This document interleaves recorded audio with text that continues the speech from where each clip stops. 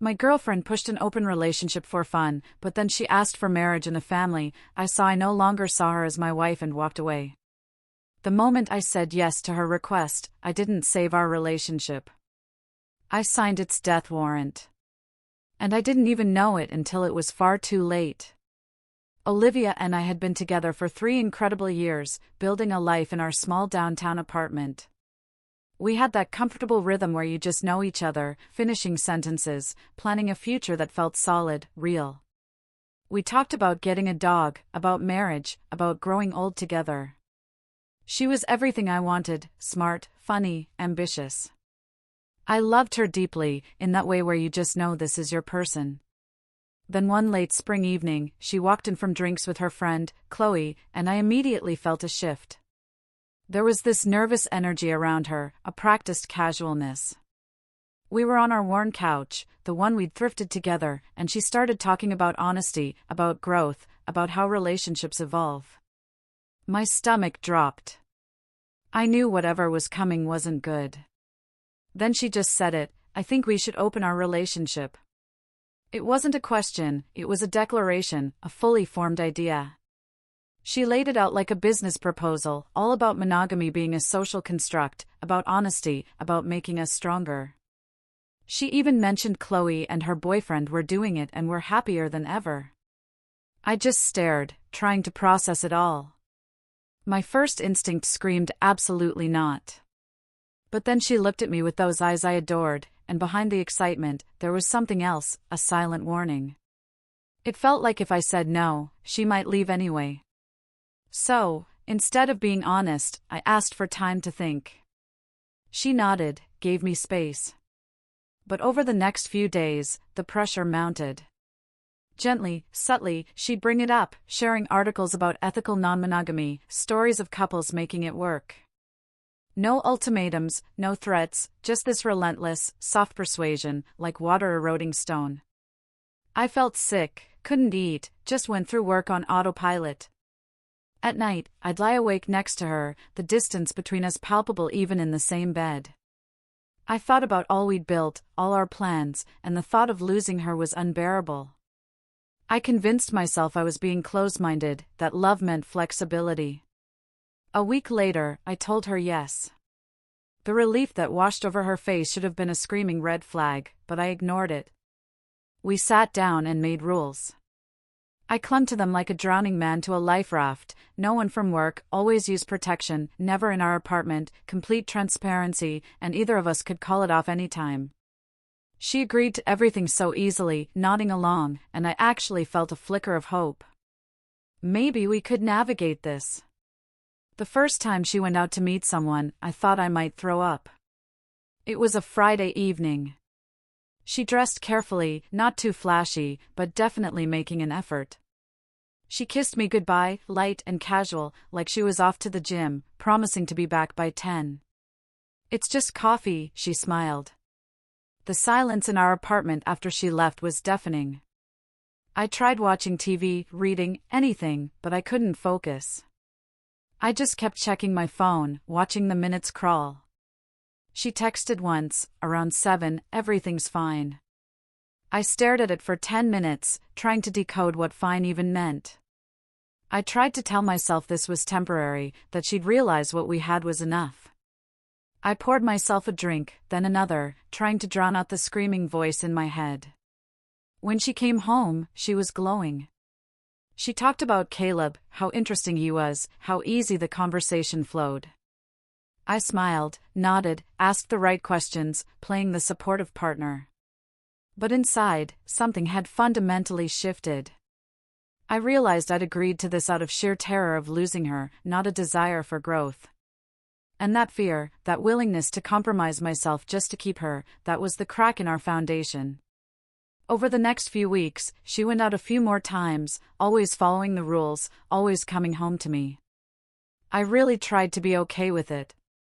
I even went on one date myself, met a woman at a bar, had a perfectly pleasant conversation, and felt absolutely nothing. It was mechanical, empty. When I got home, Olivia asked how it went, and I could see the relief in her eyes when I said it was just okay.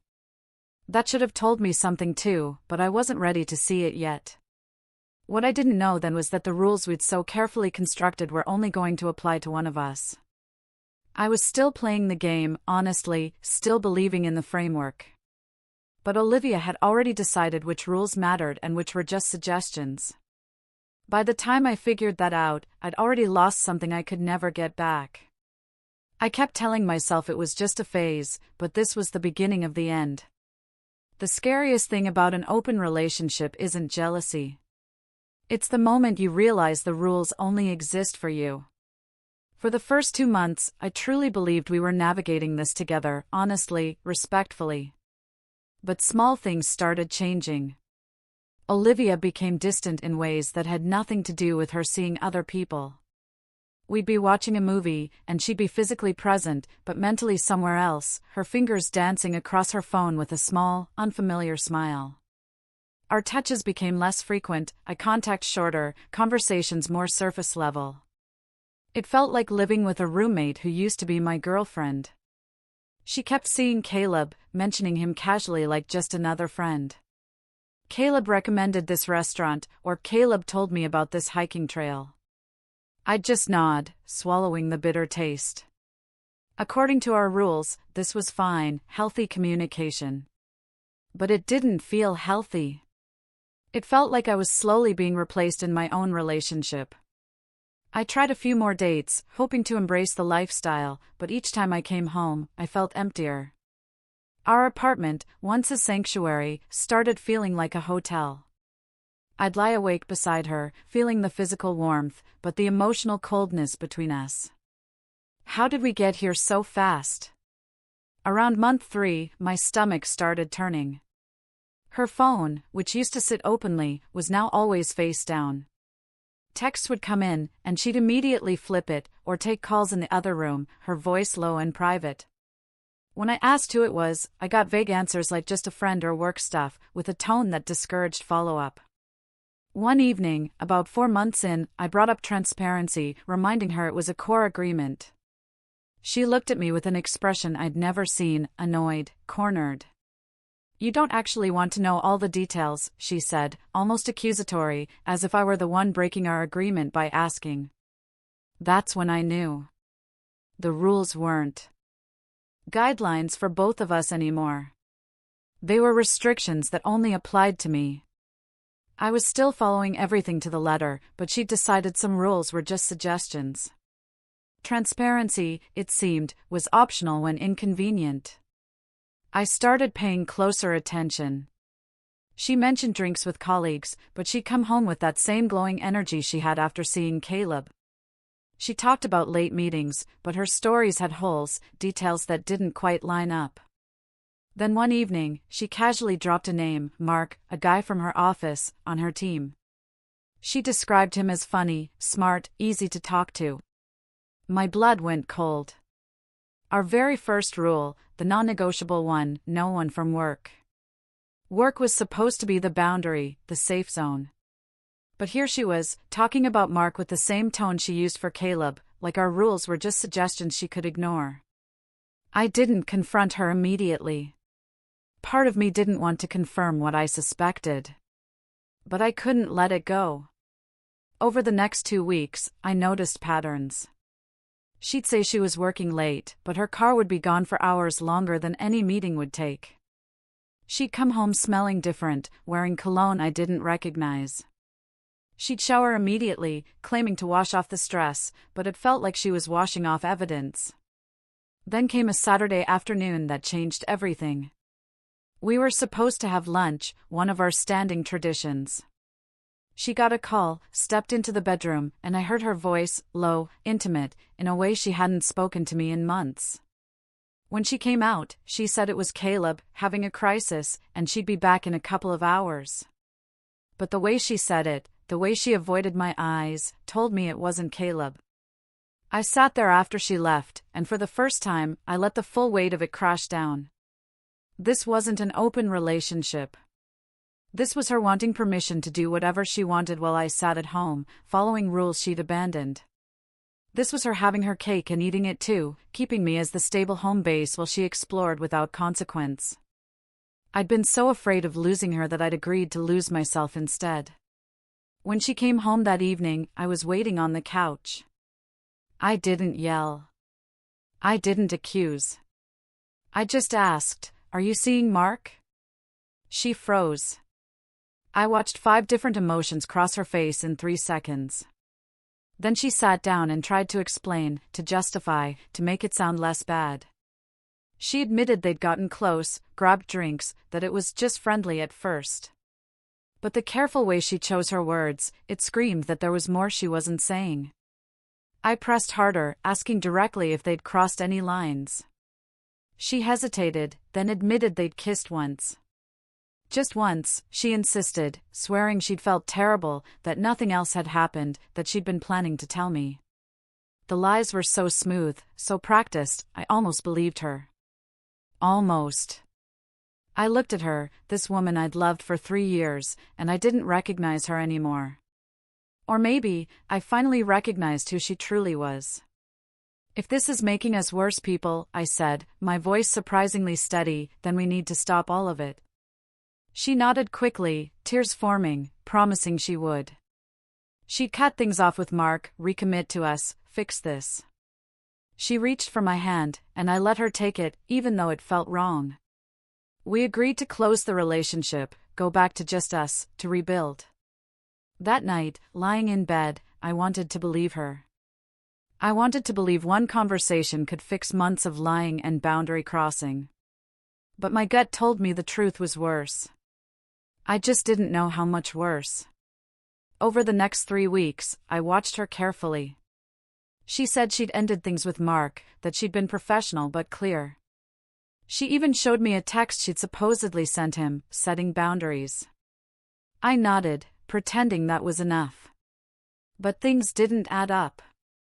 Charges on our shared credit card from restaurants I'd never heard of, always on nights she claimed to be working late. I saw her phone light up once with just the letter M, before she quickly swiped it away. She'd come home some evenings with that same distant look.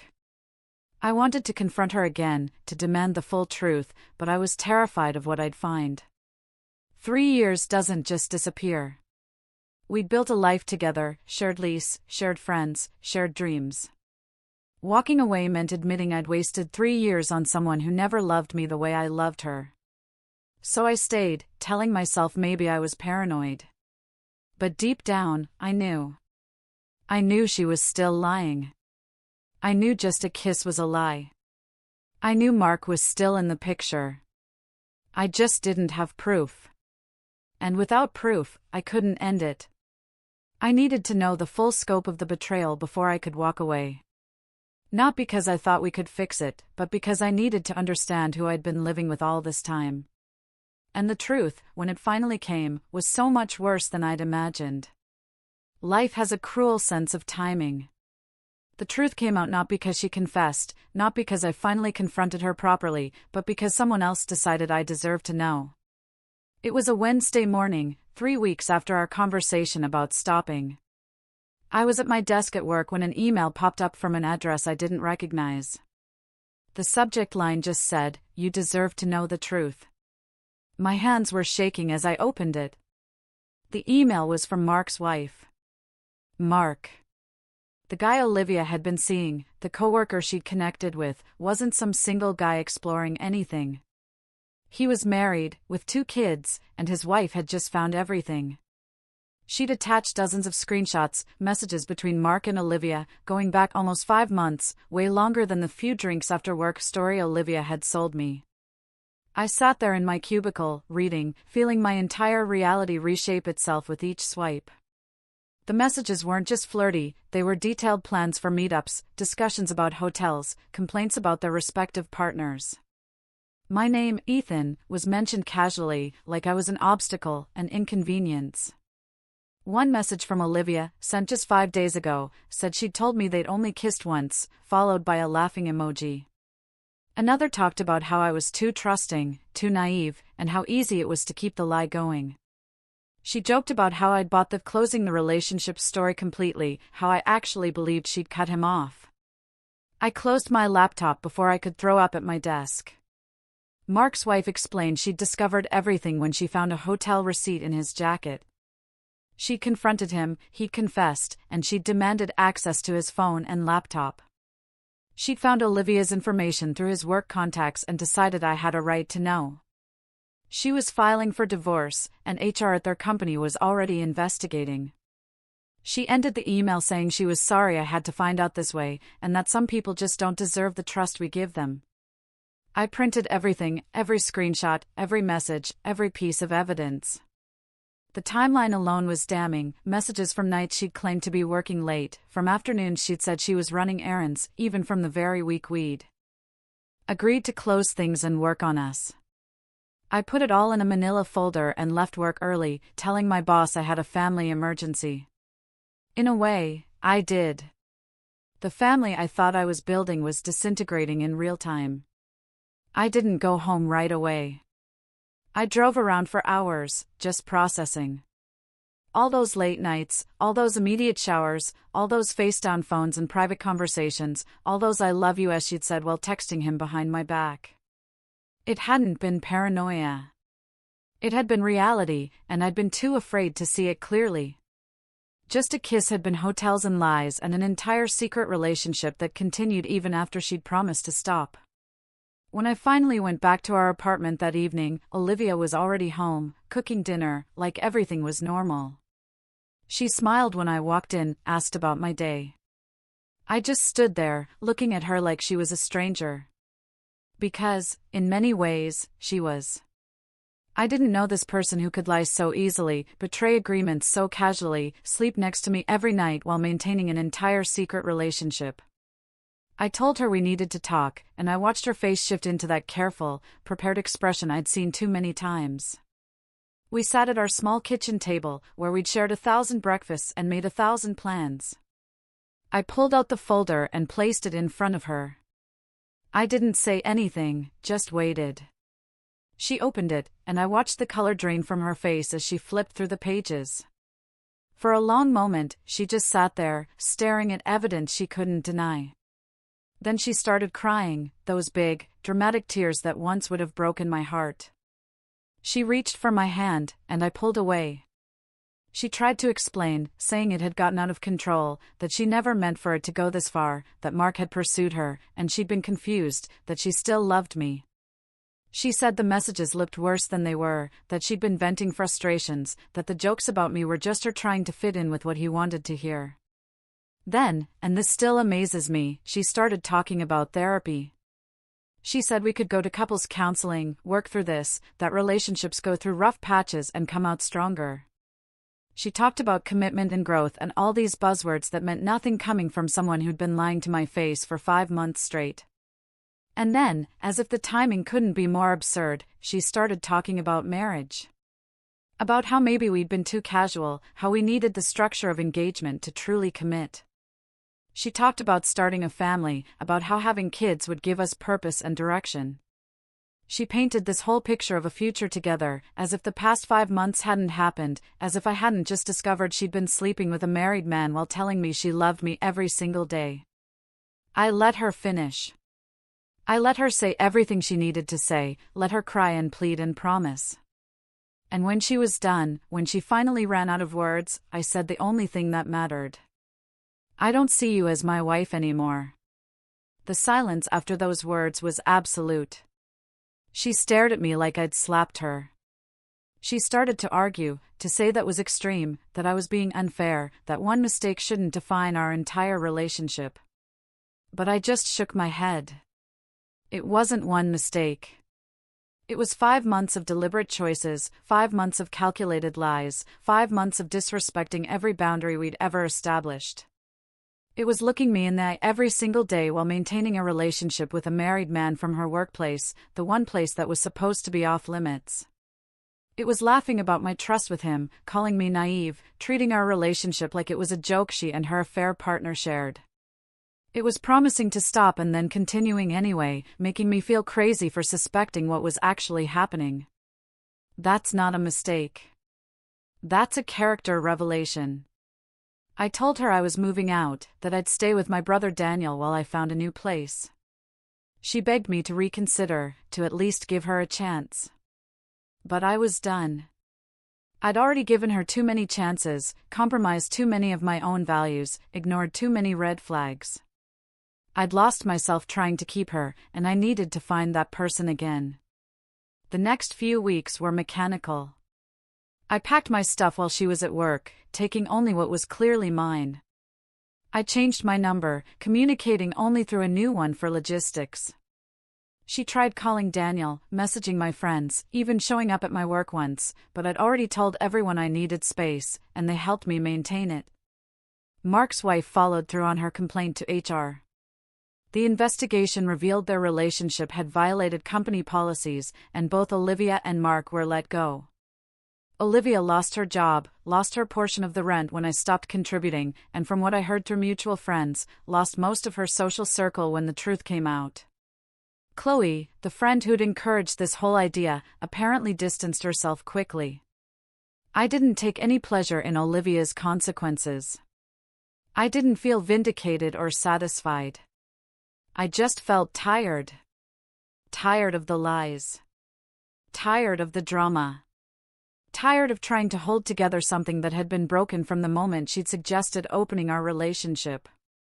Because here's what I finally understood: too late, she didn't suggest it for us. She suggested it for her.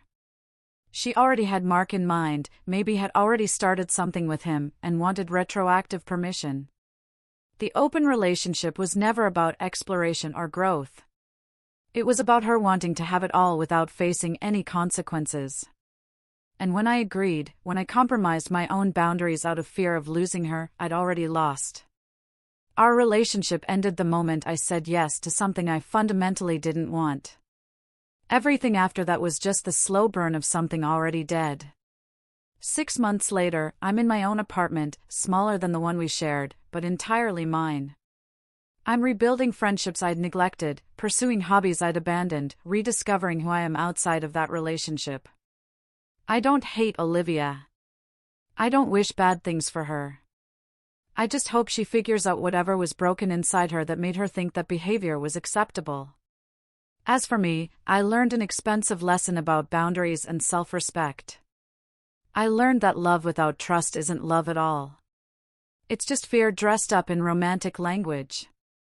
I learned that when someone shows you who they are, you should believe them the first time. I learned that sometimes the person asking you to compromise everything is the same person willing to compromise nothing. She thought she was opening our relationship, but really she closed the door on our future. And the scariest part is that I agreed to it all because I loved her. But love shouldn't mean losing yourself. And I'll never make that mistake again. What do you think? Would you have been able to walk away sooner?